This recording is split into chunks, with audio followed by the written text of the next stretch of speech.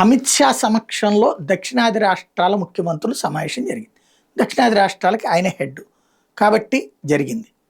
నిన్న మళ్ళీ జరిగింది సెక్షన్ 9, సెక్షన్ 10 సంస్థల ఆస్తులకి సంబంధించి చర్చ. కానీ ఇంతవరకు దాని పరిష్కారం మాత్రం లేదు. రాష్ట్రం విడిపోయిన 10 సంవత్సరాల లోపు తేల్చుకోవాలి. తేల్చారా? ఆంధ్ర సుప్రీంకోర్టుకి వెళ్ళి ఎన్ని తెచ్చింది? ఏమీ లేదు.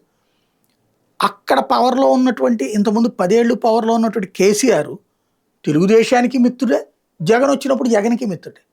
కానీ ఆంధ్రాకి దక్కాల్సిన ఏ ఒక్కటి దక్కనీయకుండా, పైగా ఆంధ్రాకి హక్కుగా వచ్చిన నీళ్ళని అటుకు తరలించుకుపోయాడు. ఇప్పుడు రేవంత్ అటు తరలించుకుపోతున్నాడు. కొత్తగా ఏది అనుమతి లేకుండా తీసుకునే ఎత్తిపోతల పథకాల ద్వారా. అది ఒక ఎత్తు. రెండవది, ఆంధ్రాకి ఇవ్వాల్సిన ఆస్తుని ఇవ్వట్లేదు. ఆంధ్ర పాలకులు వచ్చేటప్పటికి నాడు చంద్రబాబు అయినా, తర్వాత వచ్చిన జగన్ అయినా, మళ్ళీ వచ్చిన చంద్రబాబు అయినా, ఇప్పుడు పవన్ కళ్యాణ్ అయినా, టోటల్ బీజేపీ అయినా, వీళ్ళెవరు నోరు మీద పడరు. అసలు ఆ ఆస్తులు ఒకప్పుడు చలసాన్ లాంటి వాళ్ళు మాట్లాడేవాళ్ళు, ఇప్పుడు ఆయనకి తీరిక ఓపిక లేదు, అయిపోయింది. ఇప్పుడు ప్రాబ్లం ఏంటంటే అసలు ఆంధ్ర ఆస్తులు ఓవరాల్గా 2 లక్షల కోట్ల రూపాయల ఆస్తులు రావచ్చు.